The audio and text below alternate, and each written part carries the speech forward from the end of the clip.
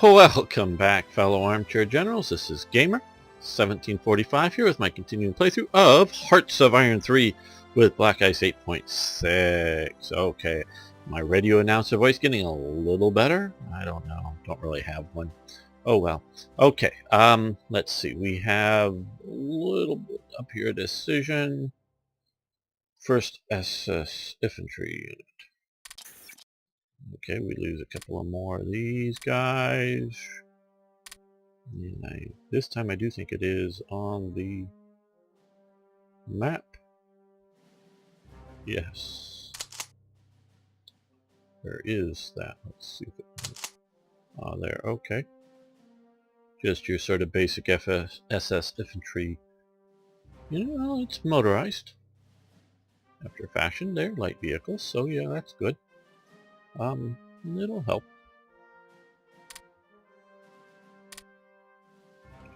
So that'll help. Do we have anything here that we need to deploy now? Oh yes, we do. Okay. Hope you're interested in all of this. I should have maybe done it off camera. Let's drop this down here. No leader. It's not worth having a leader. I have more or pro generals to assign, but not enough for all of these guys. So okay, well.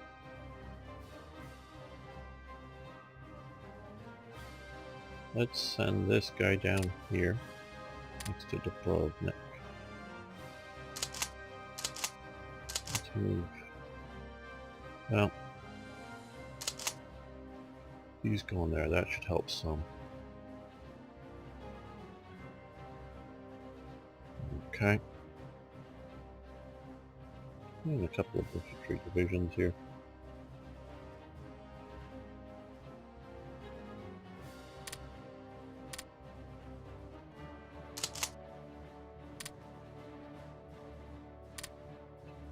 Yeah, I guess it's probably not terribly interesting to watch me place division generals.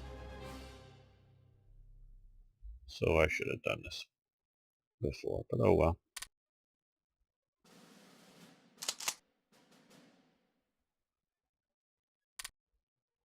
I want to get these out now, not wait, so that they can upgrade as needed.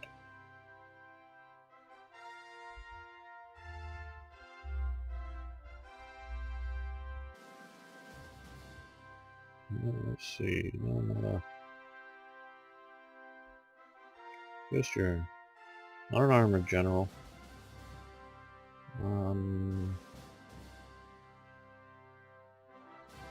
Okay, here, no, not an 8. Luftwaffe. Okay, there we go. Just your sort of standard German general. Okay, that, well, I don't know quite where I want to stick those two amphibious tanks, but okay, let's load you on and load you on here, and then let's come down to here.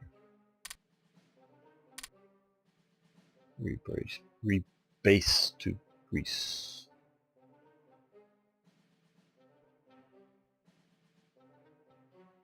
We won the battle there.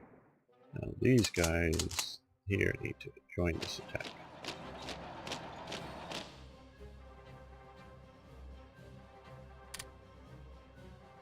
Okay.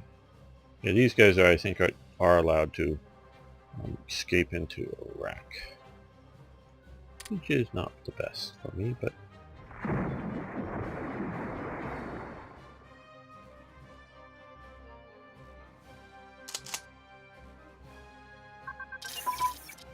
ooh, lots of stuff. Okay, naval HQs have advanced. That is good. I think we'll end that now.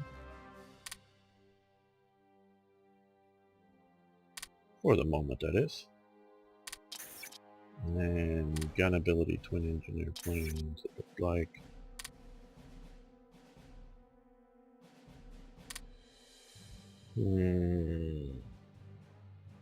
these do affect our flying boats, naval stuff, so maybe. See, I just don't know whether to waste all that just for my one CAG air unit. If I had like 3 or 4 carriers, you know, if I was in America, and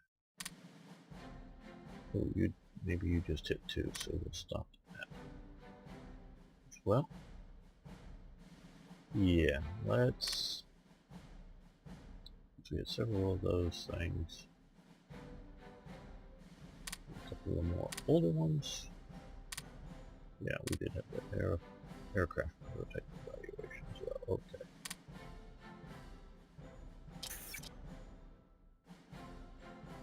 Be here. Okay, well, let's see about moving that out of here and into somewhere else. Fire control systems.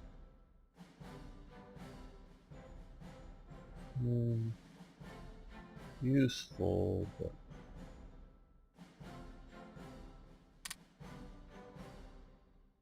let's do medium anti-aircraft.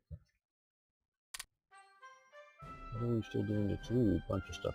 Range finding equipment and artillery. Okay, guess those just didn't show up. Okay, so now we have also those. Let's see.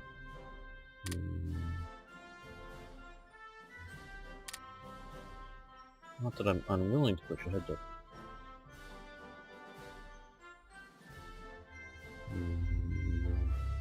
I just rarely build armored engineers. I know we'll get some, and have gotten some by events. Just they're expensive.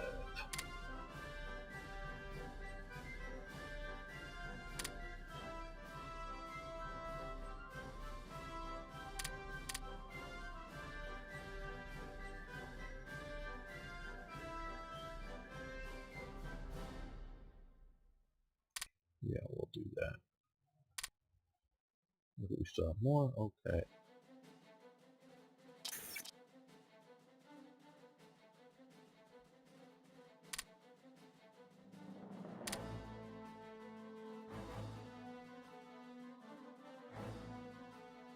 Should probably do some of that beginning. 1. Okay, what are we looking for? Marine unit activation.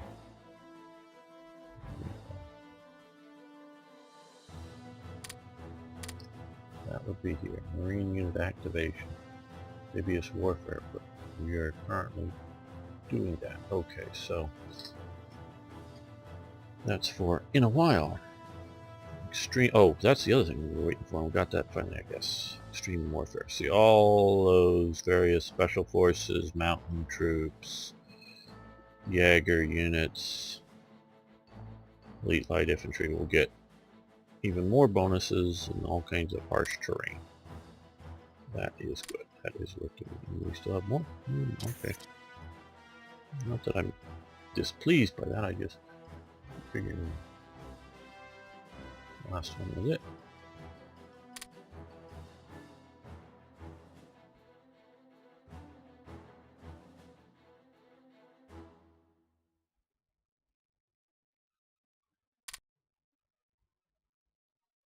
There we go. Do it.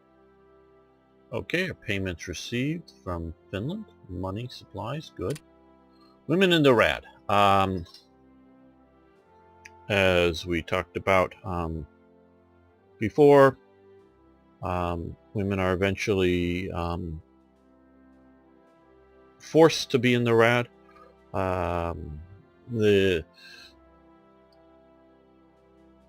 This is a bit of a joke photo if you guys don't quite get that, because this guy's obviously wearing a skirt in the center. He's not really a cross-dresser, I'm sure. And he's wearing a women's sort of necktie badge like that there.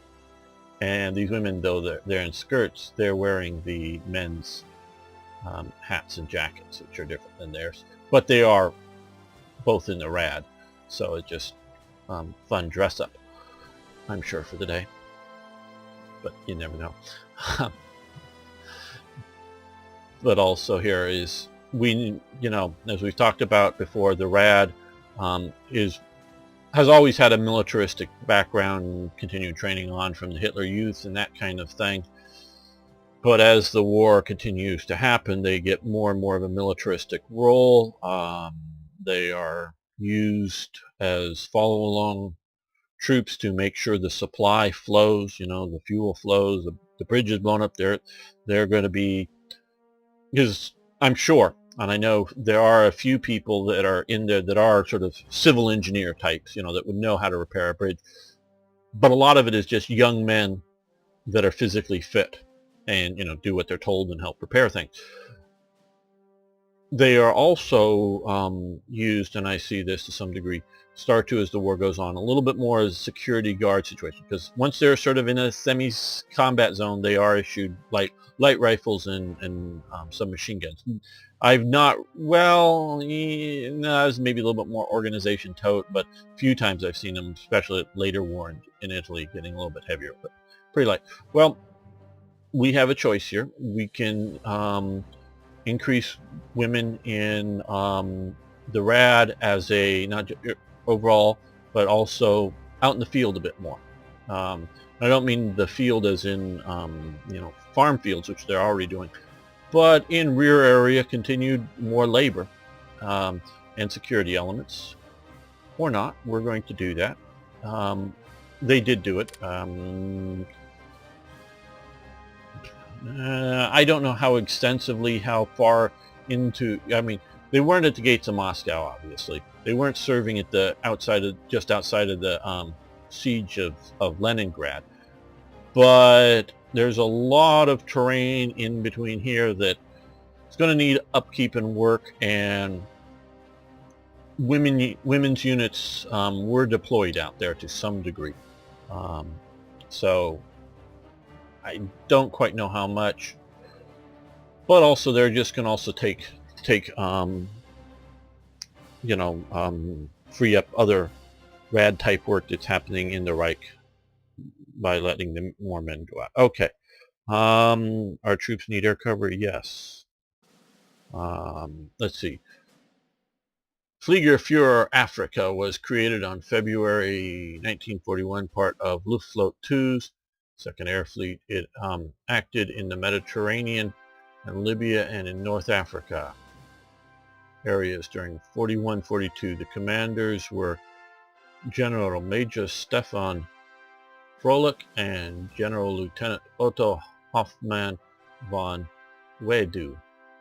Sorry, I don't think I've really heard of them too much. Who led the German air support to the German Africa Corps campaign during the winter of 41-42 to February 43.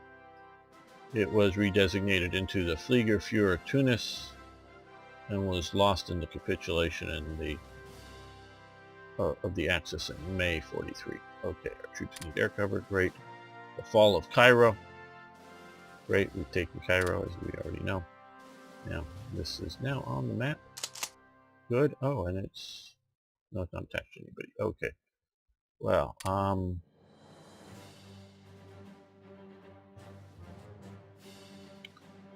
remember the sort of we do guy, but I don't know if I remember. See, I don't necessarily pay attention as I'm reading, trying to remember the names. It started with an F, but let's just see who we might find here. Oh, that was probably him. Maybe not.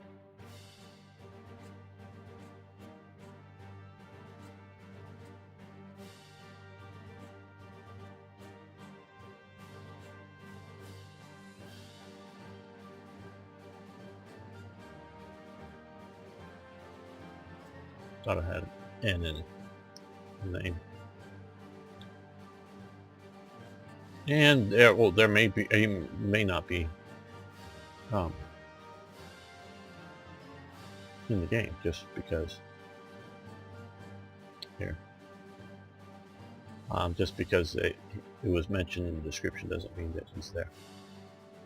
Okay.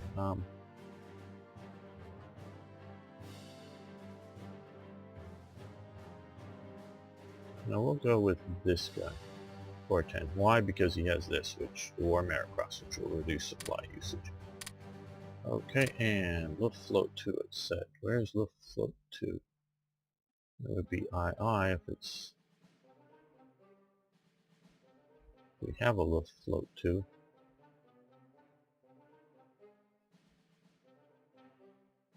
We probably do, but it may be overly filled up with subunits. Okay. And it is. Don't know if we should move this. Okay. You're there. 10th figure. Let's attach you to the 10th figure.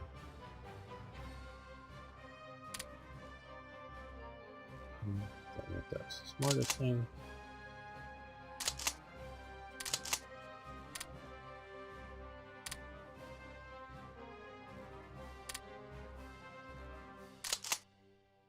There we go. Give it a little more. Don't know, we may change this as new headquarters comes about. But now we can go down for II. So Roman numeral 2. Or did we pass it already?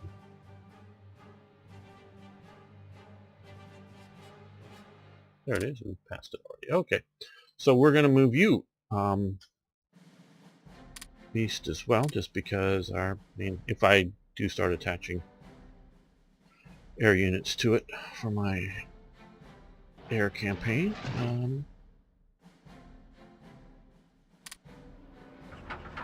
it would be nice to have them there. Okay, so what I'm doing right now is trying to very carefully expand out.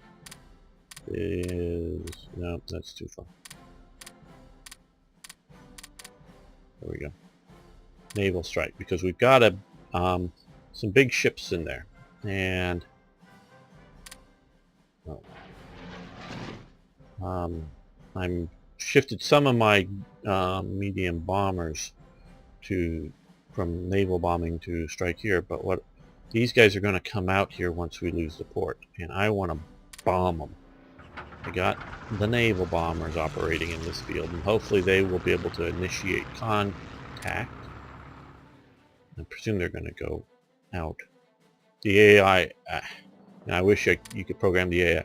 Once you lose one way out of the Mediterranean, get all ships out of the Mediterranean, because, or at least base the other ships, out of like Gibraltar, or if you've lost Gibraltar here, so they don't get trapped. But then again, that would be a bit smart. And I don't know how difficult that is to try and click the damn air base. Not. There we are. See, I brought down a lot of stuff. You can see the air power over there is already. We're just going to strike that one province. So, see, these guys don't have any aircraft, so they're getting messed up a little more, I believe. I mean, the ground units are.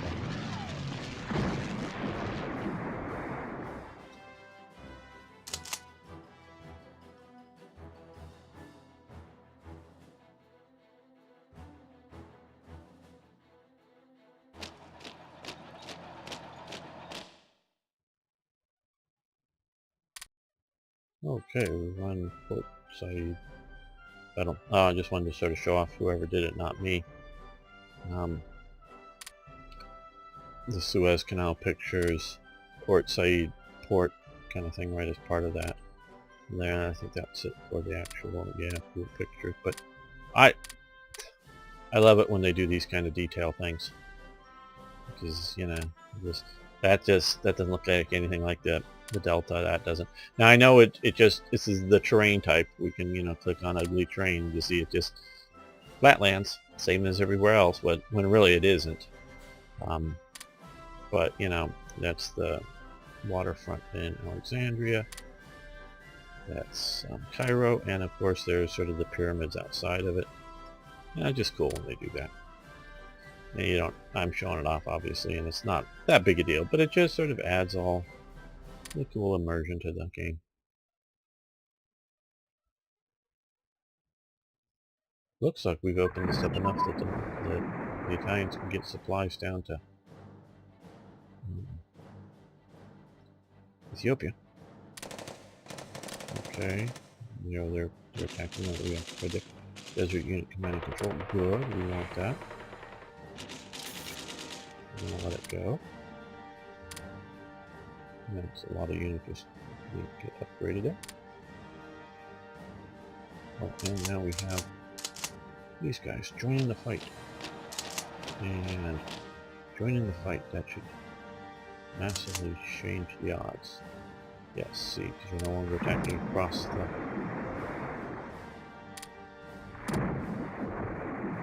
Let's micromanage this a little bit here.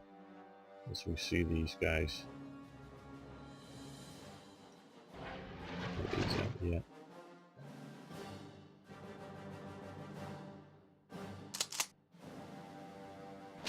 You that attack there.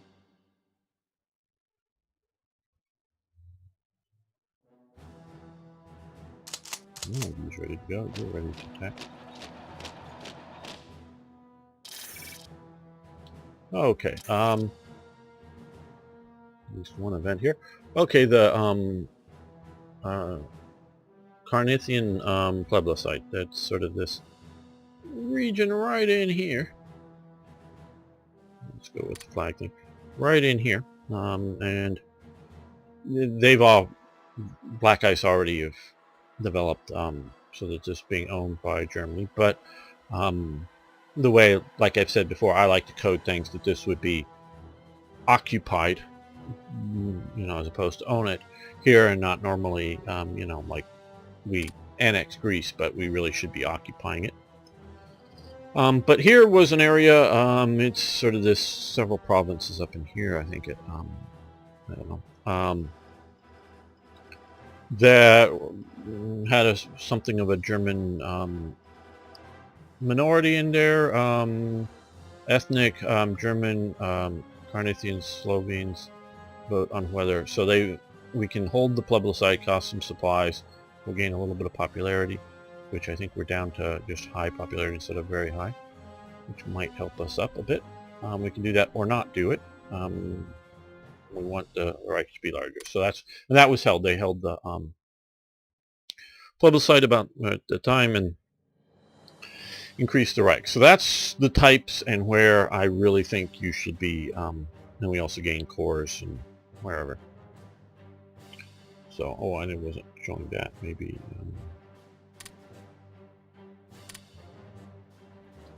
Okay, a bunch of stuff. Okay.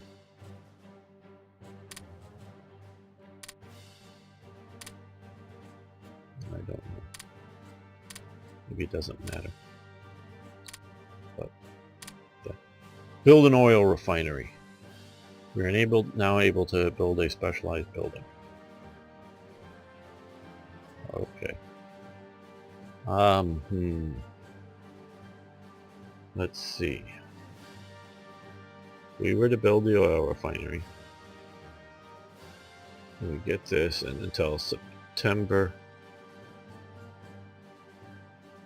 42. That's a long effing time. The money? Okay.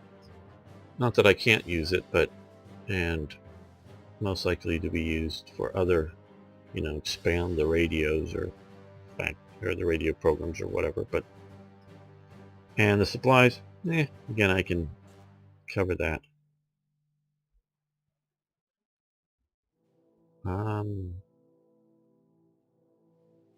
5%.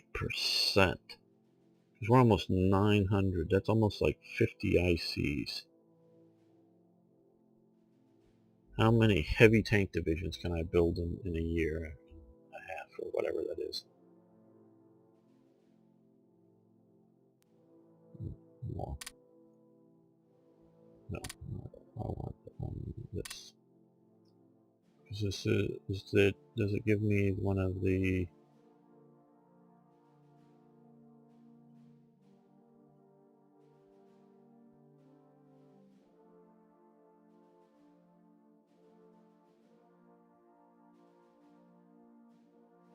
effects. Well, right now we have positive income of oil. And we're not really importing actually very much. Mostly from Italy now. But I'll tell you what happens. I don't know how many of you watched and noticed, but once all of these units start moving, they start burning that fuel up. Yeah, I think we'll do this. This is hugely expensive, but I think we'll do this. The other thing is just this cool down counter effect that I've talked to you about. That can be not work so well, especially the longer term ones. Okay, here we most likely have a positive outcome, so let's just choose which one. Recruitment time, no. Money. Volt risk down. Well, I guess.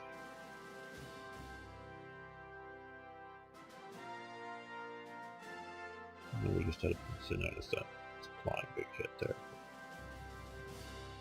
We don't need the territorial pride. We don't really need the money. Yeah, we'll reduce revolt risk. Okay. This is for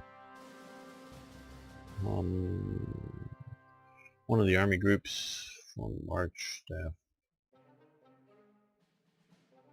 Oh, south. Okay, cool. So I'll figure those out a bit later and attach them up to something.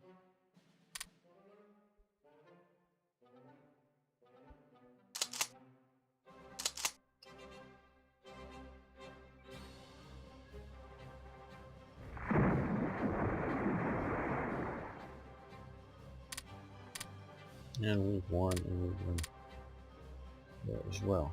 Okay. Well, that destroyer is good.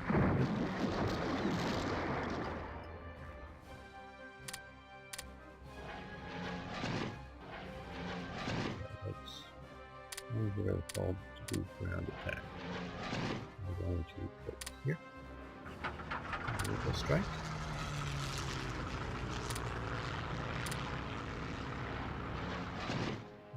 Let's put you.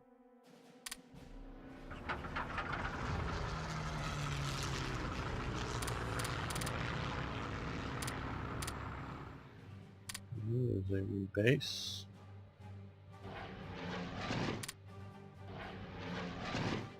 You're all beat up. You were attacking back. You're already able to strike me.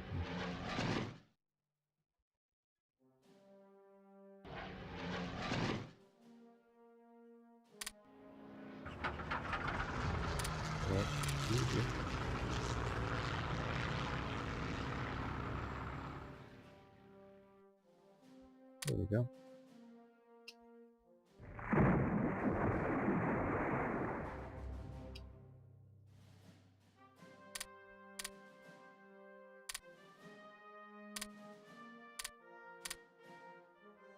Yeah, just these units are retreating in there.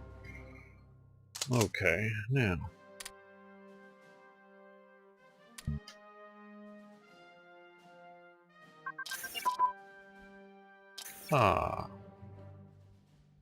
Okay, we want to do your stuff. Okay, rare materials refining techniques, which is most excellent because we can do armor metallurgy, which improves our armor, and advanced resource substitution, which I don't think I ever want to do, but something you can do. But obviously, the other big thing is just more efficiently does the metallurgical refinery element of it. Now, see, this is advanced substitution here. Oh, well, maybe it's, oh, this is what I'm thinking down here. This is what I'm thinking is sort of the fuel usage conservation. Reduces fuel, but messes up the operational speeds and this for the air. So, you know, again, if you're doing, and I appreciate the designers of putting this in there, but I never want to be in this bad of a spot of not having any good enough air power. We need more airplanes. We need more airplanes to get those things. Okay, to have to do this. But so this is just a straight substitution. This is, I guess, just the idea of figuring out other metal or other rare materials to use. Okay, that's good. The other thing here is just better armor. The physical quality of the metals for armor obviously matters, and towards the last days of the war, particularly, things for Germany started to suck pretty bad in some of that. The armor on the tank was just as thick, and yeah, most of this is anecdotal that I've read about of, seams bursting when tanks being hit with rounds and stuff that, on like Panther tanks or Tiger 2s or something that were late war, that just the quality wasn't there that they would want. Okay, well, since this we can do now and without going ahead bonus, we'll start that one. Okay, Cafe Rene. Cool, yay! This is Rene. Rene Atois is the owner of Café Rene in the village of Neuval in occupied France. Café Rene is the most popular establishment in the village and the hub of village life. This is the village plaza. That's the front of Café Neuval.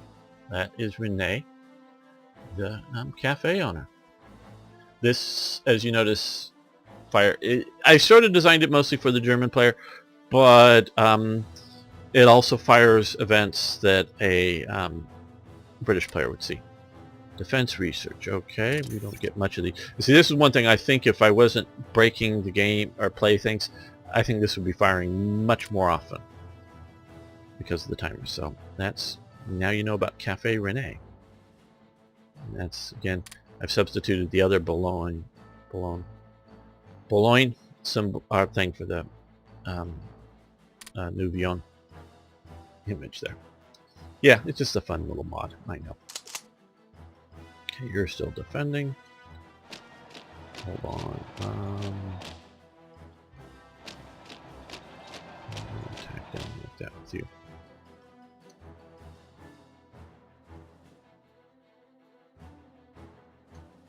Okay, now we've occupied that. That means these guys are going to be getting some targets to shoot at. Hopefully we can actually kill some. So look at all those bombers. That's big. There's still more to sally forth out there, but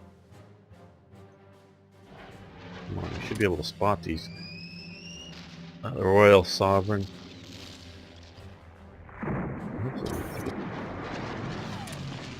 some good hits on these guys.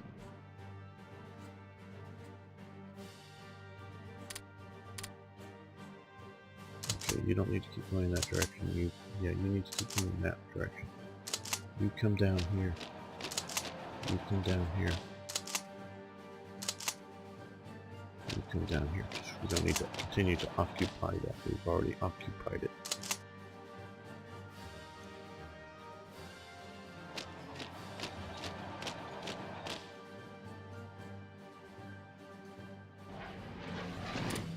Come on, let's mess these guys up. Okay, these guys here are also being still hit.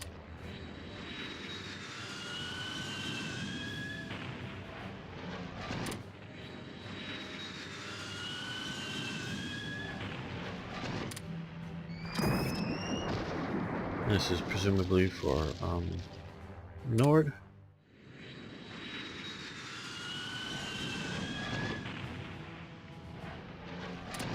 These guys.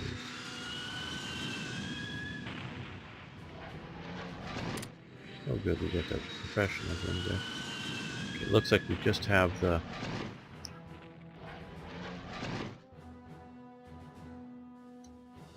submarines left. So let's move you to naval striking here.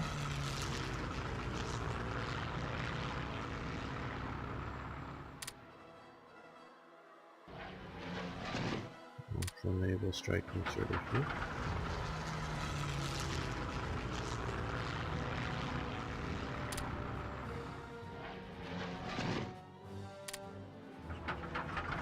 Oh, you're just out of range completely. You're the layer sys. Well, we can keep naval striking if you can spot this up.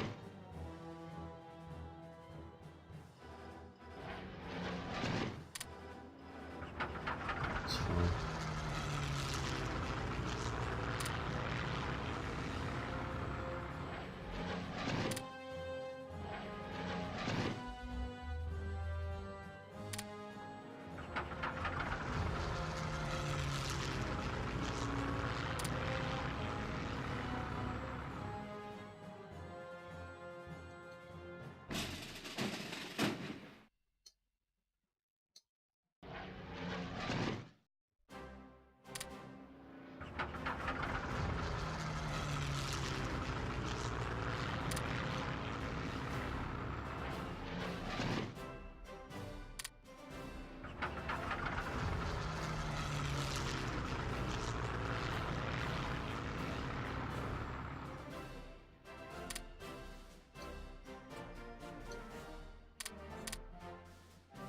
Good, and they're escaping into here. Okay, well,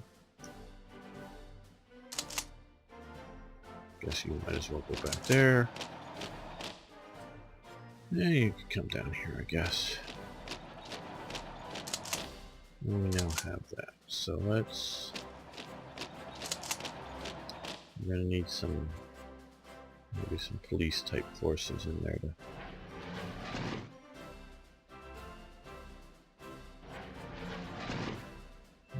Well, hopefully we've sunk some. We don't get good notification on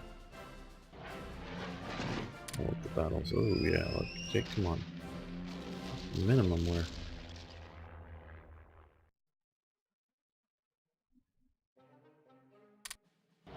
Not this unit here. Okay, you come over here. So they're sort of heading out this way. Yeah.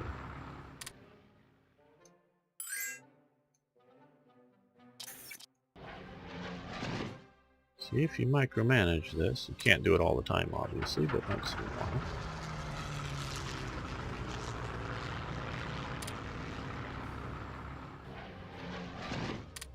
Hopefully we can chew them up.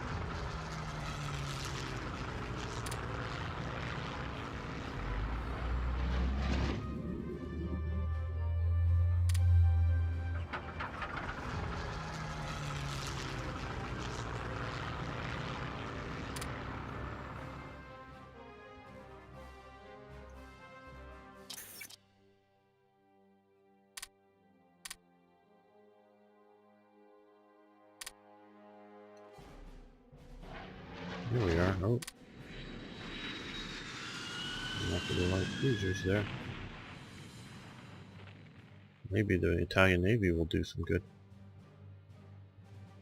Yeah, I didn't think it was that funny either, but...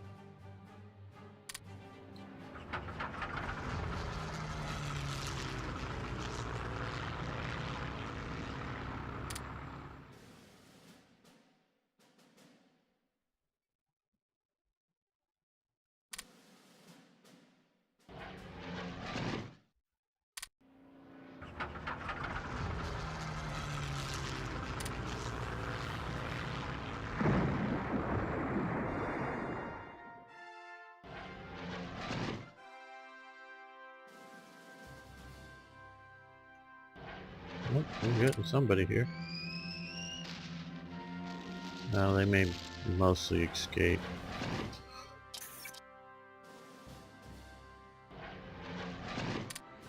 But they're doing it scratch. Their paint scratch. The Oak Royal is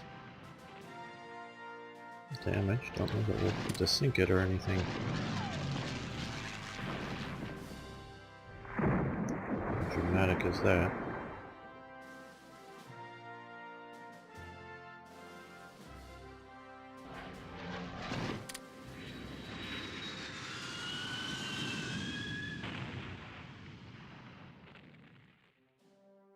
Okay, let's...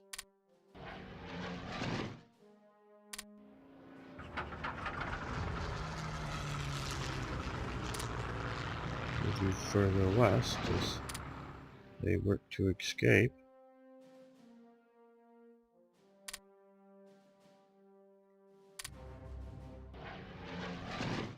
Okay, and I think I have up here, is it? No, here. No.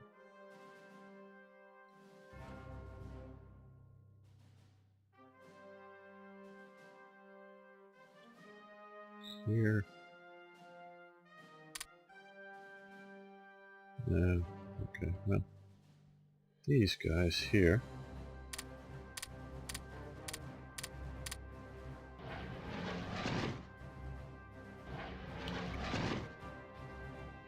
How far? Oh, no, I can't do that. Well, we base out to here, why not?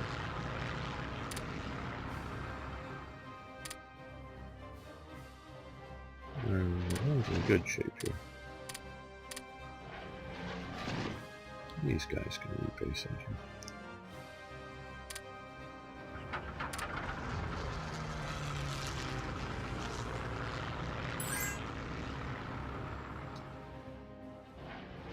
See there. Oh, messing with that guy.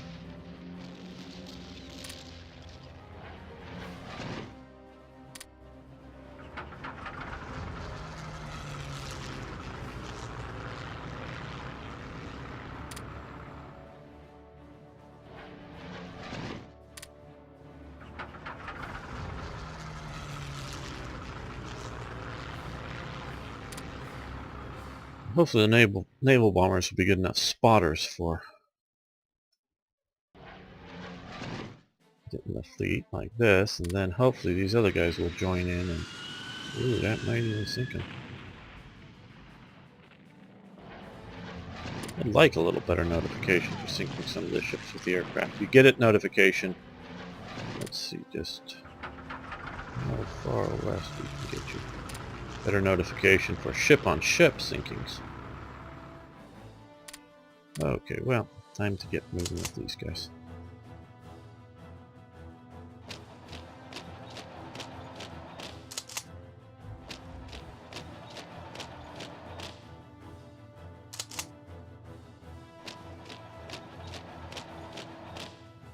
I have a feeling more or less the western or the eastern Mediterranean is going to be ours. Give them money for metal. Okay. Radar for cruisers has advanced. That's good. And what we want to do is come down here for the medium warship radar. Put that there. USS Nimblak incident. On April 11, 1941, while picking up survivors from a Dutch merchant settler, is that the name of it? I don't know.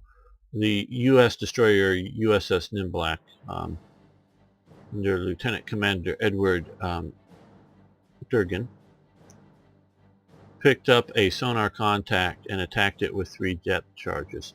This action is often mentioned as the first military action between Germany and the U.S. in the Second World War, but no U-boat reported being under attack on this day in the area, so the contact was probably false. Okay, let us try to keep the U.S. out of the war. Mentioning all of that, let's take a look at our... We've only gotten one in the last week, so let's move down into here. Passively go after this. This has gotten 1 and 1. Okay, so let's move over here. This has definitely gotten a few more. That's good. Now, I think I have, yes, another one of these guys. I just keep forgetting to... I wish I could draw a path. You know, waypoints. Because otherwise, if I just sort of say go, they just sort of, you know, do suicide runs or whatever. So since we can, we move those merchant raiders out the long way.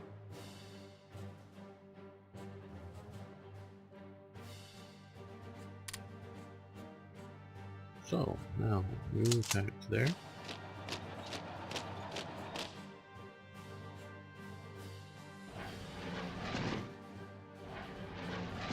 Mostly we don't need these guys here anymore because they don't have any air bases left. Now a nasty oh, we also have a tech that we're going too far on. Okay. Down here, motorized support as well. Okay, I think that is, yes, here, 44. So we'll cancel that.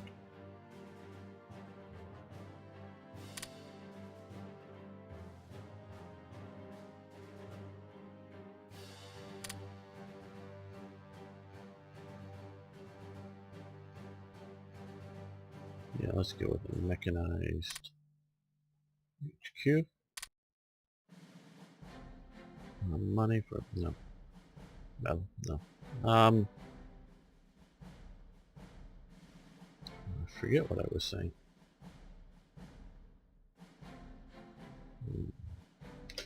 I do.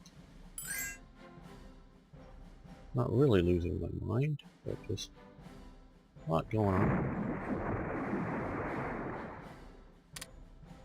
Okay, one here. You come and occupy this.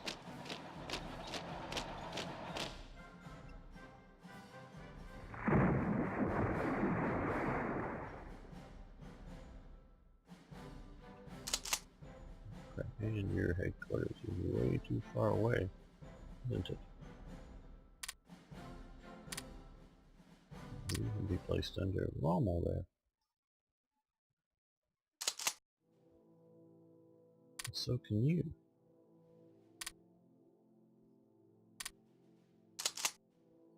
So can you. You were under Rommel. Fanthoma was, for sure. They got along pretty well together, I believe. Fanthoma and Rommel. Maybe that's just my impression of it, not anything historical. Okay, they're going to there. You come down to there, to here, yes. Is this an occupiable province? Probably. No, you just come down to here.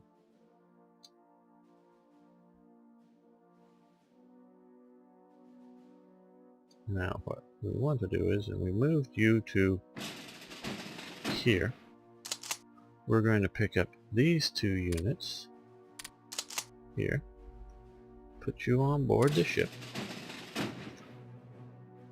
Oh, and yes, now that we're clear, let's come to here. Rebase. And you, I'm going to risk it. You come here because I really, I mean, still got a lot of air moving around here, and the Italian Navy's moving around. And you guys come over here too. Because we're going to see about doing some naval invasions.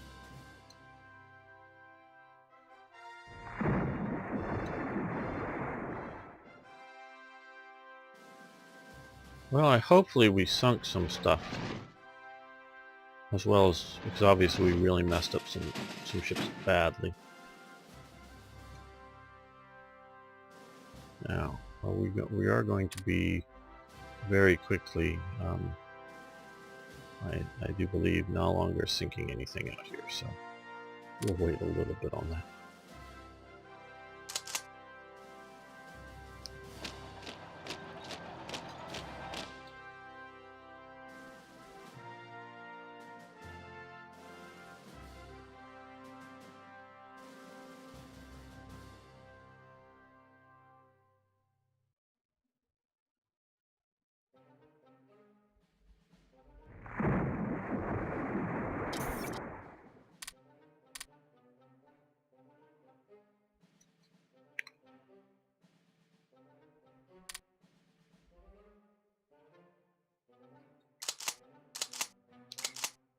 Well,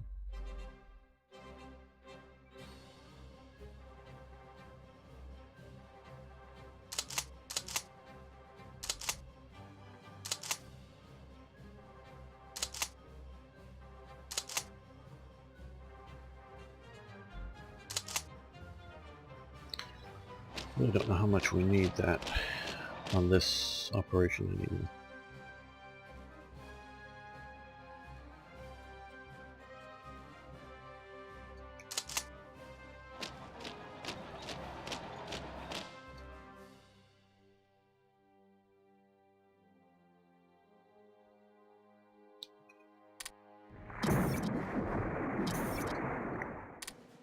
Oh, I thought this was an interesting Erdol ad, and there's a can of Erdol and 2 other brands or whatever of boot black. So yes, you need the boot black to keep your boots polished. So I thought that was cool. And yeah, you can get a little infantry unit command and control gain for that.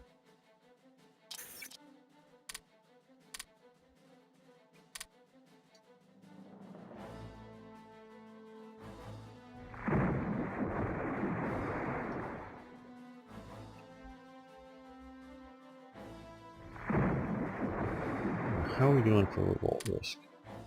Down here, not good. Up here, okay. We've got a few divisions to deploy.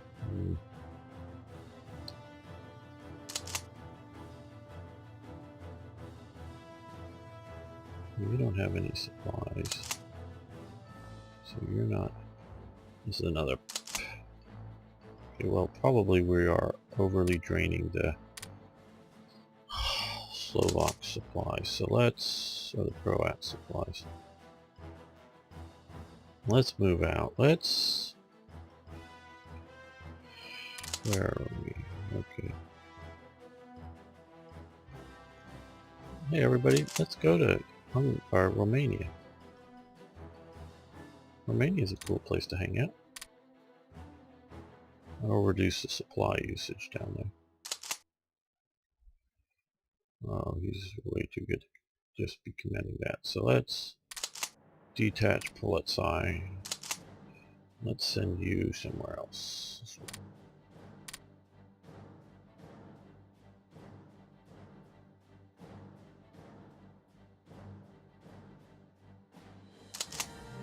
Well, they're not burning too many supplies, just that headquarters unit.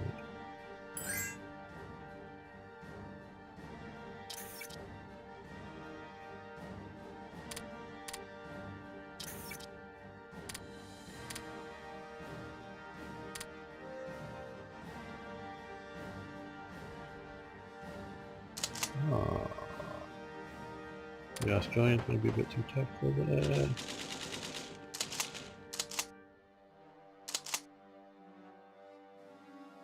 You swing in and attack.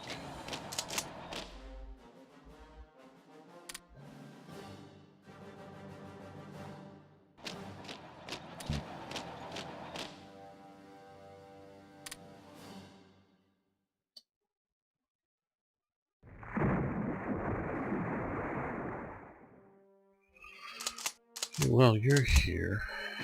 They're here. The other vessels aren't here yet. Hopefully they're coming in good shape. Once they get here, then we can do some things.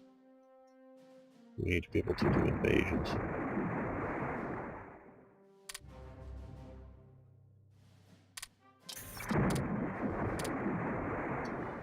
Do you support that attack?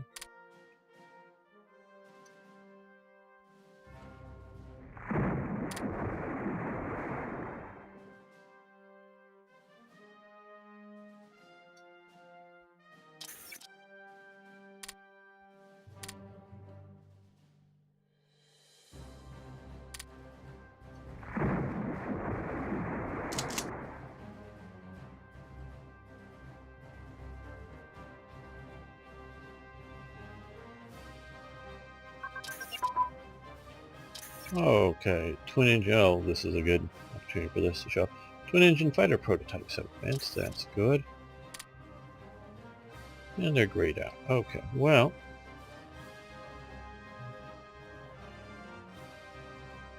Big thing I think is the fighter. So we're going to start now on doing that. This I just thought was a fascinating photo, and then I read up about it a little bit more. This is Theo Osterkamp here. This is obviously him in the Luftwaffe. This is him in the Navy when he was a naval pilot in World War I. So he has a long, and you can see that badge is that badge right there. And it was just what really sort of at first caught me at my eye was Adolf Galland doing the hands, being fighters and explaining something going on. And that right there, I believe, is Werner Mulders, the other 100 kill victory, and they're attending Theo Osterkamp's birthday in April 1941. Osterkamp flew as a naval pilot operating over the Western Front on August 14th, 1914. He joined the Marine Flieger Corps. He flew in the First World War, scoring 32 victories. So he's a 32 victory, too old to be an actual pilot in World War, fighter pilot in World War II. I'm sure he got up in the air, and I'm sure, who knows if he actually engaged in combat, but as a trainer, as a unit commander, he was this isn't just, because here's the back of Osterkamp here. You're looking over his shoulder. He wasn't just some figurehead. He was very active in World War II, but just that whole picture of these three sort of legendary pilots. It's a fun day, that's all that is, but just saw the picture, had to make the event. You know how it goes. Well, if you listen to me enough, you know how I deal with a lot of this stuff. Okay, now you should crush these guys.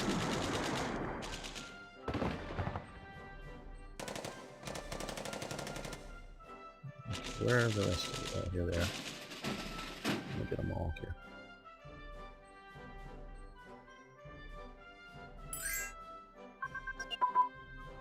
Okay, armor unit, combined arms advanced, that's good. And let's jump over to mobile.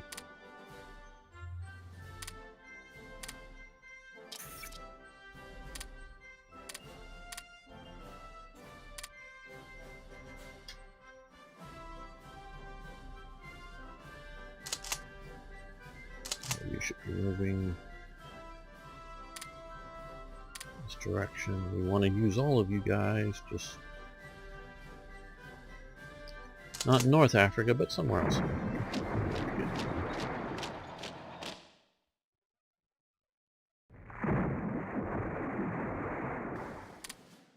Okay, oh, you have a place to go out in the desert. Okay, well. Yeah, Rommel can follow you. Okay, air landing equipment. Good. That is good. Let's take a quick look at air landing equipment here. And it's a one and done goods, but it allows us to research airborne warfare research. Sort of redundant the way I said that, yes. And what was the other one?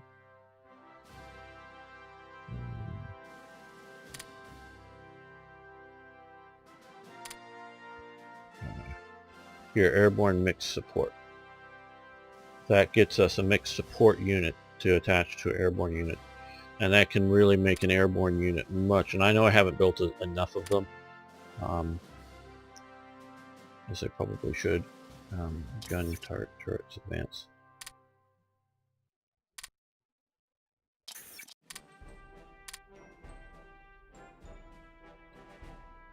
Because some good paratrooper divisions. I really should have. Now I'm thinking about it, I will put a couple into because they have a long training cycle.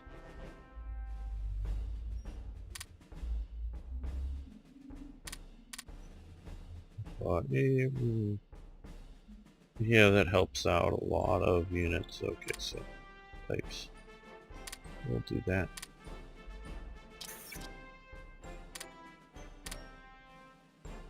Okay, well, mentioning that, let's read all this stuff. Let's see what we can do here. Paratroopers. We want paratroopers.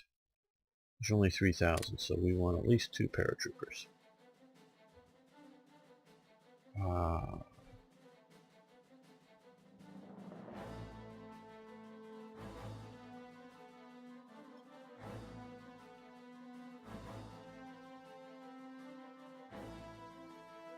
How much we want the engineer support?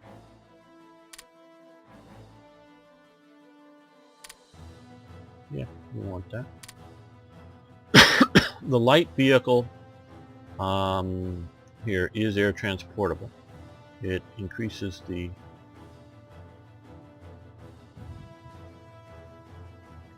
what it carries, or how many planes it takes by a lot. The motorcycles, I believe, are also air transportable. But I'm thinking right now that this is all that I want to do. I'm thinking so. Okay, let's start production on 2 of those. I know we got a lot of stuff here. And also let's come up here and start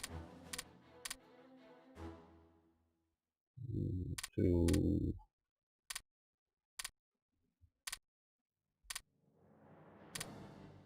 okay, these guys now. Yeah. Let's move all this stuff down.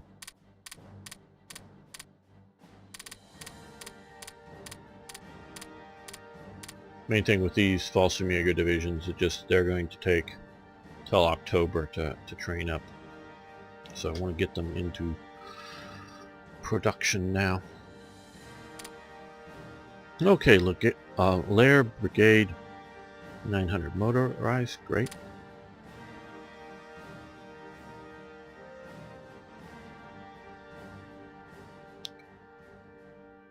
Oh, is that into the production queue as well? Yeah. Well, let's move it to the top.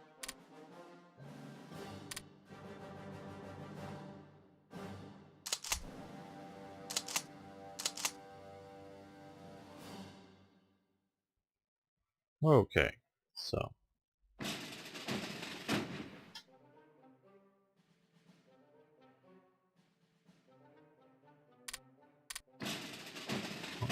Okay, let's move all the liners over here.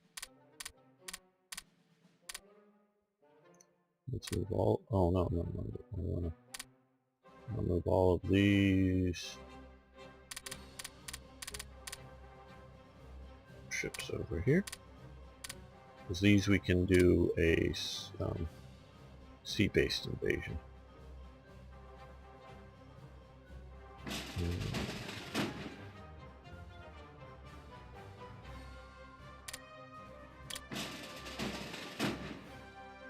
Let's add these as well.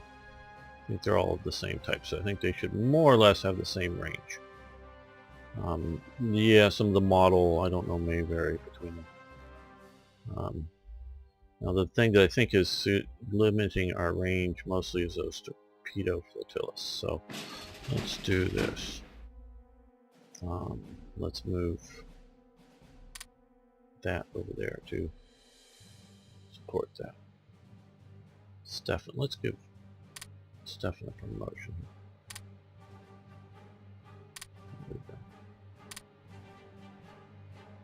Oh, no, it doesn't matter. Okay. So now that we have that, let's load in you and you, but I wanted the stacking order that way. I don't know if the stacking order matters for order of disembarkation for, oh shoot, that's the wrong one. Okay, now. So it will load into this one, the last one that we have selected, so. Yep, see that work? See that work now. What I want to do here is invade. Okay, that is too far away. Can we invade here? No. I don't even know if we're at war with these people. Are we at war with these people? Yes, good. Okay. This means we have to come down here, which means we didn't have to detach. It's still too far. The torpedo boats, but that's alright. I don't think we're facing too much of a British naval presence down in here.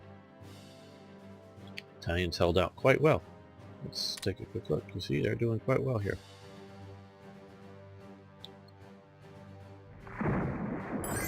And now they'll be able to get supplies, and they'll be able to shift units down as they see fit.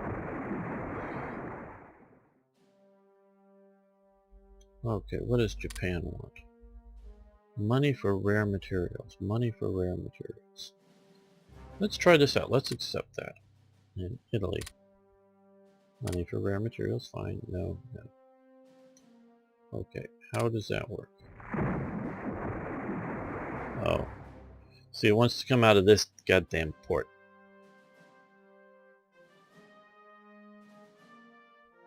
This here. No, we're gonna have to cancel that. I so wish that I could, no, that didn't work. Tiny little X. Yeah, cancel that. But I could designate the ports and designate the path. I want to come out through this one. Now once we get a German port over in here, it'll see it as closer, because this port here is, I guess, closer than this port here. But if I can get a port out here in the Crimea or somewhere that has, you know, contiguous land connections, that's the other thing is when I do a contiguous land connection mod to this whole thing here, it'll come out of Athens and go over there to Japan. So, which is nicer. It's something that, even though we're, you know, coming maybe through here, and the mere fact that you're coming through here doesn't mean that there's a lot of British or even Dutch forces able to do much. Okay, let the French know who's boss, or demand control or military control of the SS. How bad is this? 80% chance that we will national manpower will be reduced by 5%. Revolt risk will be reduced by 4%. Fear and SS fear and loathing until 41 August. Okay, or Hydric, you fool. So we just lose national or national revolt risk goes up. Or here we have a 90% chance of unit recruit time plus 15%, or a 10% chance of, no, damn, I don't like these. That's why I don't go for, that's why I turn down having the Hitler-Stalin ones.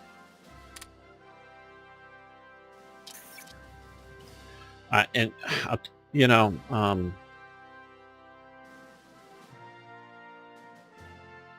and this is now because of all this other junk going on.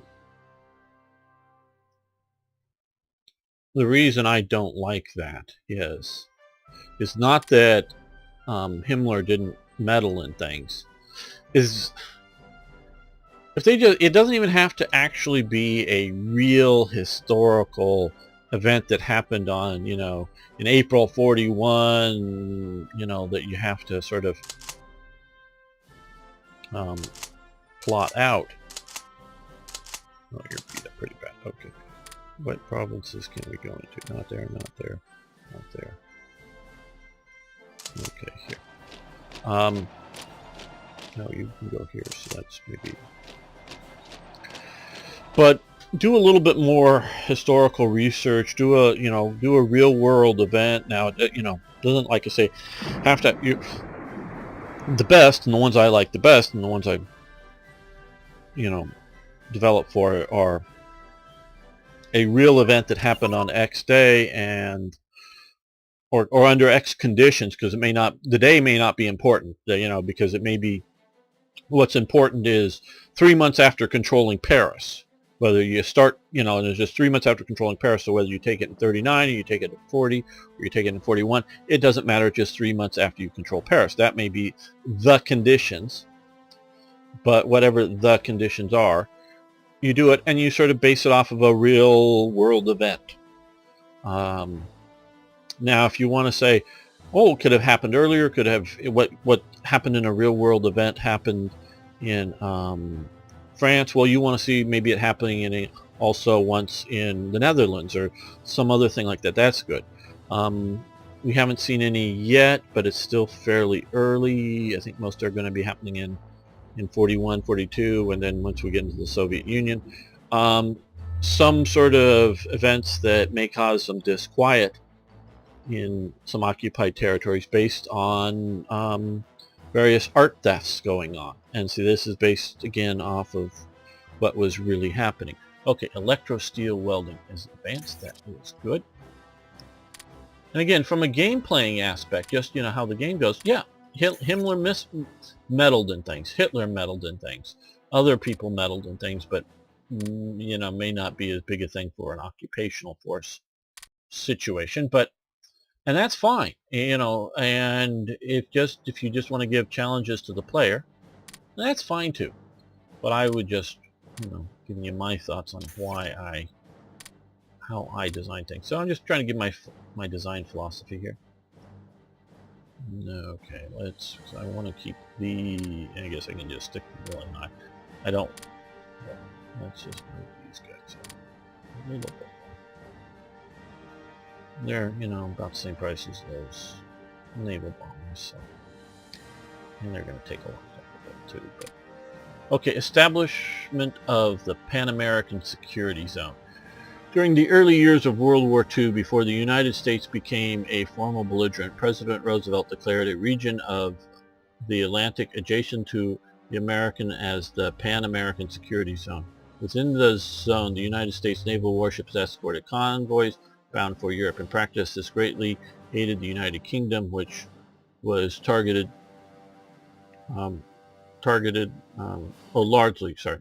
dependent upon the Atlantic convoys. The zone was of a number of actions taken by the United States that ran counter to its formal state of neutrality. It was set up in October 1939 at U.S. behest by the Declaration of Panama, signed by the nations of North and South America. Within the zone, which extended between 3 and 1,000 nautical miles offshore, the signatories would not tolerate belligerent acts, despite formal complaints in December 1939. Okay, Britain. Okay. I'm not going to keep reading. You can. So we have a loses neutrality. Germany doesn't, or the U.S. doesn't like us much anymore, and our convoy rating efficiency goes down. Okay, that's reasonable. See, things like that I'm perfectly good with, because it has a historical basis. We understand why it's happening. It's not just, oh, submarines less effective. These guys just, no, they're almost there.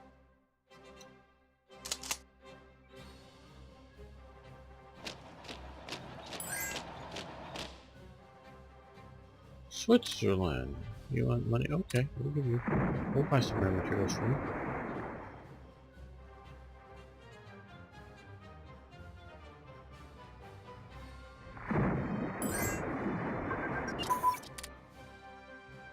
No, not from, okay.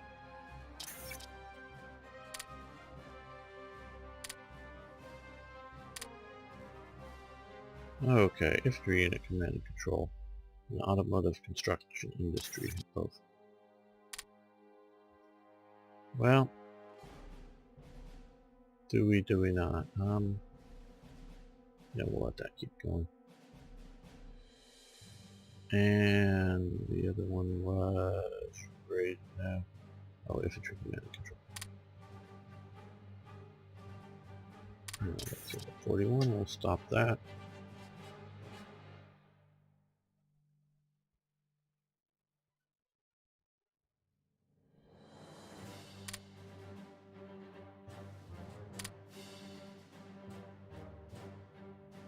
Yeah, we'll start there.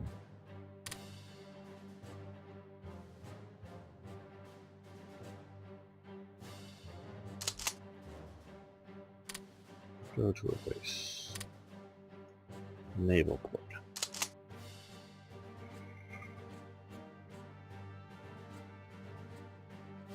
Okay, and we have you here now in the port. Struggling to get enough supplies. You come and pick them up. How are we doing for revolt risk in here? Fair. So we're going to move you down as well. There.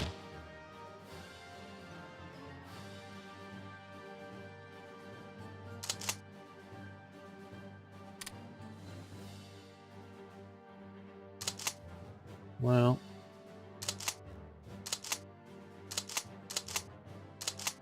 yeah, let's move you over to here.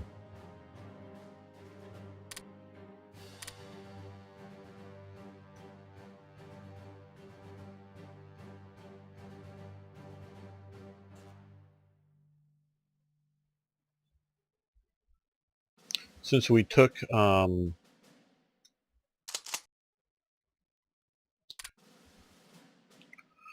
Yugoslavia almost a year ahead, historically, some event or something to give them a better OOB, maybe not firing. Like I said, it was a pathetic force in military successful terms, at least, in Serbia, but still a couple of anti-partisan units would be nice for them there. Okay, flak towers operated in pairs. Gun towers known as Gefechturm and command towers known as Leitersturm. Okay, I don't know. I'm butchering it, German. Okay, using their large retractable radar dishes, the command towers could spot incoming bombers 50 miles away. The gun towers supported a battery of 8 128 millimeter cannons. These are big suckers. These aren't the 88s. These were supersized versions of the more famous 88s. Yeah, like they say, they're much bigger. Each tower had scores of smaller autocannons as they protected against low-flying planes. Yeah, sometimes they specifically tried to stay out of anti-aircraft range, but other times they did come in lower to where like a 37 millimeter gun would hit them or something. I think often, well, I don't know, 20 millimeter can reach up fairly high, so I don't quite know bombing altitudes. Now the U.S., of course, a lot of times they were coming in over the target a lot lower because they were trying to do precision bombing, because they had the Norden bomb sight that was very accurate. And somebody recently, I saw on a documentary, they got into a World War II bomber, one of the few that, you know, like a B-25 or something, I forget exactly, and got a Norden bomb sight and put a bomb in it that didn't blow up. It was, you know, just a dummy, but a, you know, metal bomb, and it'd kill you if it landed right on top of you. But just to see it, and they went over, and they were getting very close, you know, with just dropping one bomb. I'm not talking dropping a stick of bombs or unloading the whole thing. Just flying over the thing, and you know, just as a, you know, with the bomb sight bombardier taking over the plane, getting very close to a fairly small target, 20 or 30 yards or less from a normal bombing altitude. Now, of course, this was done out like let's say the Arizona desert, or somewhere like that, Arizona, New Mexico or something. That's where they tested the Norden bomb sight and got it very good. It's extremely clear weather there. The air is very, very clear. You can, in all conditions, you can see the ground extremely clear. Europe has something different there most often. It's called clouds. Europe has clouds. I know you Europeans know that, but maybe the Americans didn't. So the Norden bomb sight had that problem in that it could be used extremely accurate, meaning, oh, they could plaster if they wanted to specifically, they could target and plaster a flak tower or something. I mean, I'm talking, especially when you're talking dropping a stick of bombs, you know, the whole an airplane full of bombs on it. They could lay it right across it, but the weather just wasn't so good to be able to spot and see and do that. And you got to line it up well out of target, and you got to be able to see it. It needs very clear weather to do it very effectively, or you've got to, or the lower and lower you come in to be able to get through the weather. So getting down, I don't know, I'm not an expert on the bombing campaigns. I don't know how low that they would fly just to be able to get in there. But if you're coming in low enough, the 20 millimeter flat guns, they can, you know, do a lot of stuff to, you know, bombers. So, okay. They may already say all this. So altogether, the 8 128 millimeter guns could fire a terrifying 48 shells into the air every minute. The Flak Turn 1 was a fortified flak tower that existed in Berlin from 1941 to 1947. It was one of several flak towers that protected Berlin from Allied bombing raids, and its construction was, an extra W's there, finished in April 1941. Its primary role was as a gun platform to protect government building districts in Berlin. In addition, the Hoch bunker blockhouse was designed to be used as a civilian air raid shelter. That, if I'm understanding correctly, and I saw a documentary because there's one of the flak towers partially buried but still there in Berlin, if I'm not mistaken. Well, I mean, there may be more, but there is one that's sort of partially buried and is still there, and they were exploring it and explaining about it. But you know, it's this huge fortified tower. You can maybe tell how high it is from the city, but obviously to do all this stuff, and it was more or less bomb-proof. Like I say, you could easily, in the right conditions, you know, with several passes or whatever, bomb the hell out of all the guns on top of it. But this tower is so massively big and thick, it wouldn't affect stuff way down deep inside of it. So, you know, it would be a very good bomb shelter. Okay, flak tower that protected. Its primary role was a gun platform to protect the government building. Okay, air raid shelter. It also contained a hospital and a radio transmitter for use by the German leadership, and provided secure storage facilities for art treasures. During the Battle of Berlin, it acted as a citadel, and by depressing its large anti-aircraft artillery, its garrison was able to provide support for ground operations against the encroaching Soviet Red Army. As with all flak towers, the installation consisted of two towers, a main G tower, which held the anti-aircraft armament, and the L tower, which held the radar and detection equipment. The G tower could accommodate 15,000 people. The main G tower was crewed by 350 anti-aircraft personnel and assisted by Hitler Youth. Yes, the Hitler Youth very much was assisted. Obviously, this 128, one guy, you know, full-grown man, has a hard time to moving the shell, so they weren't doing that, but they were doing other duties. Do I have something else to say about that? I don't know.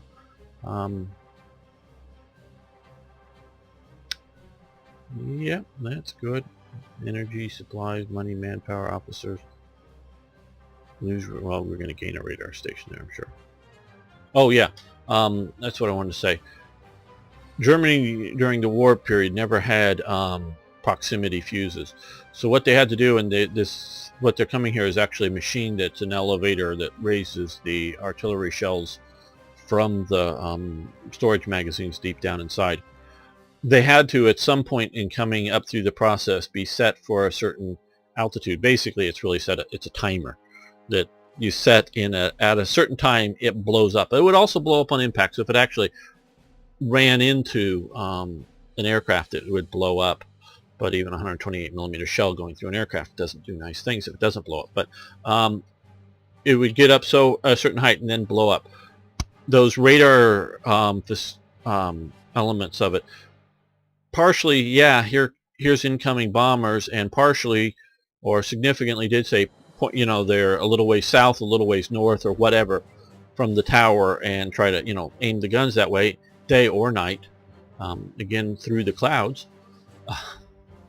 But also, I do believe that with various models over the time, they got to where they could tell the altitude of the bombers were flying in at the time, so that they could set the shells to explode at the right heights, to explode very much near the aircraft. And so you sort of needed a little bit of warning time to know that and get the stuff set and get the ammunition flowing up. Okay, well, we've gone on, wow, way over time. Thanks for watching. Thanks for liking the videos. I really do appreciate that. And then please post questions, comments, suggestions, ideas. Love hearing from you. See you next time for more Hearts of Iron.